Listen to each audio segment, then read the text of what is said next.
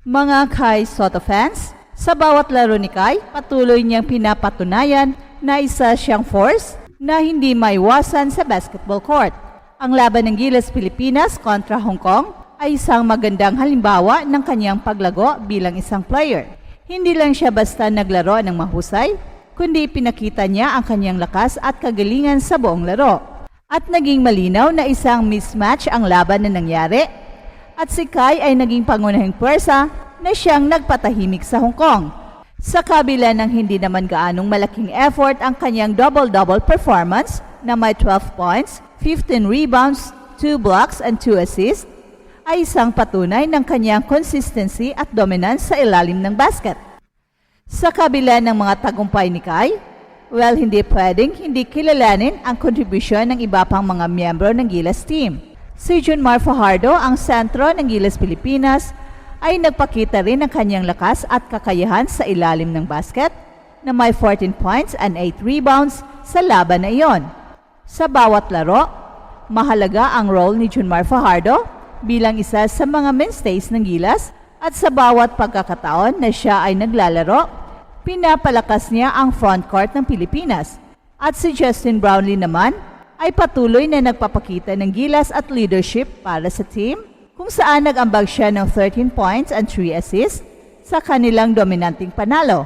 Si Chris Newsome at Sergio Perez na parehong nag-ambag ng sulit na puntos at assists ay nagpapakita rin ng kanilang kahalagahan sa team at may malaking bahagi sa mabilis at maayos na transition offense ng Gilas Pilipinas.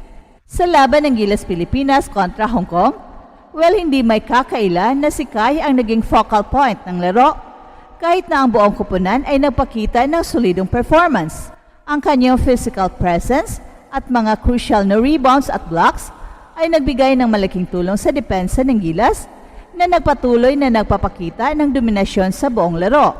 Habang ang iba pang mga players tulad ni Justin Brownlee at Junmar Fajardo ay may mahalagang papel sa scoring at playmaking. At si Kai ang tumayong pundasyon sa ilalim ng basket. Ang kanyang kakayahan na magsimula ng fast breaks sa pamamagitan ng mga sulit na rebounds ay hindi lang nagbigay ng mabilis na puntos para sa Gilas, kundi pinipigilan din ang mga offensive set ng Hong Kong. Ang bawat block at rebound niya ay isang statement na siya ay hindi basta-bastang titigil sa paglalaro ng malakas kahit na tila light work ang kalaban. Isa sa mga aspeto ng laro ni Kai na talagang lumalabas ay ang kanyang ability to read the game at tamang positioning. Hindi lang siya basta nagbabantay sa ilalim ng ring, kundi patuloy niyang pinapakita ang kanyang mataas na basketball IQ, lalo na sa timing ng mga blocks at rebounds. Kung titingnan ang mga plays, makikita na hindi siya basta nagpapakita ng physical na lakas, kundi gumagamit din siya ng utak sa bawat possession. Sa bawat pagkakataon, ang kanyang mga moves ay calculated mula sa pagtanggap ng rebound hanggang sa pagpapalakas ng fast breaks na siyang nagpabilis ng laro at nakapagbigay ng kalamangan sa Gilas. Ang pagiging maingat sa detalye ng laro mula sa tamang posisyon sa depensa hanggang sa pagkuha ng bola ay siyang nagbibigay sa kanya ng malaking edge sa kahit anong laban at yak na ito ang hinahanap ng mga NBA scouts sa isang player. Ang kakayahan ni Kai na magbigay ng defensive stability habang pinapalakas ang transition offense ay hindi lang isang simpleng skill set. Ang ganitong klase ng laro ay isang malaking asset para sa koponan, lalo na sa isang international level na puno ng mabilis at agresibong style of play. Ang bawat block at rebound na ginagawa ni Kai, parang binibigyan ni Kai ng opportunity ang Gilas na lumamang sa mga mahalagang pagkakataon kahit na malaki ang kalamangan nila sa score.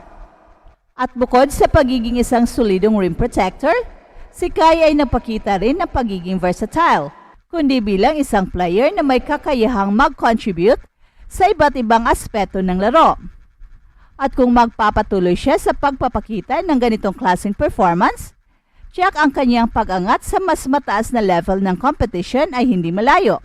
Ang laban kontra Hong Kong ay isang patunay na si Kai ay hindi lamang isang promising prospect para sa Gilas, kundi isang tunay na asset na patuloy na nag-evolve sa international basketball scene. Ang kanyang presence sa court ay nagbibigay hindi lamang ng depensa, kundi pati na rin ng momentum para sa kanyang mga kakampi.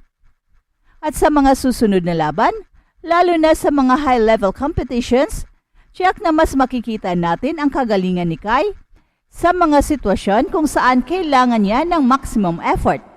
Well, hindi lang siya isang player na pinapalakas ang depensa at transition, siya ay naging leader sa bawat possession. At kung magpapatuloy siya sa pagpapakita ng ganitong klaseng laro, malaki ang tsansa na makakakita tayo ng mas mataas na version ng Kai Sotto sa mga NBA courts, isang manlalaro na may kakayahang magtagumpay sa pinakamataas na level ng basketball. Habang si Kai ay patuloy na nagpapakita ng kanyang talent, hindi rin maikakaila na ang Gilas ay isang team na may mga solidong manlalaro sa iba't ibang posisyon. Ang pagkakaroon nila ng mga versatile players tulad ni Scottie Thompson at Kevin Kimball ay siyang nagbibigay ng depth sa team at mas nagpalawak pa sa kanilang mga taktika sa option sa laro. Ang chemistry ng Gilas ay patuloy na bumubuo sa bawat laro at si Coach Tim Cone ay tiyak na natutuwa sa kanilang mga pagpapakita ng teamwork. Ang panalo ng Gilas Pilipinas laban sa Hong Kong ay isang malakas na statement ng kanilang dominance sa region at si Kai ay naging pangunahing dahilan kung bakit nagtagumpay ang kupunan ng malaki. Ang pagkaroon ni Kai ng 12 points and 15 rebounds ay hindi lamang isang personal na achievement, kundi isang indikasyon na siya ay patuloy na nag-improve at naging isang mas malaking pwersa sa ilalim ng basket. Hindi lang siya isang scorer o rebounder, siya rin ay isang facilitator na may mataas na basketball IQ, kaya tiyak na magiging malaki ang papel niya sa mga susunod pang laban ng Gilas at marahil sa mas mataas na competition tulad ng NBA. Kung patuloy siyang magpapakita ng ganitong level ng performance, tiyak na makikita siya sa mga pinakamataas na entablado ng basketball at magiging inspirasyon siya sa mga susunod pang henerasyon ng mga Pinoy basketball players. Hey, hey, hey! Attention mga kapatrol! Get ready for an epic giveaway!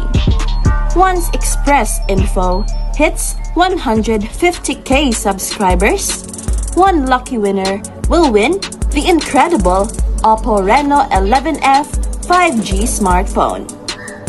Here's how to join. Step 1.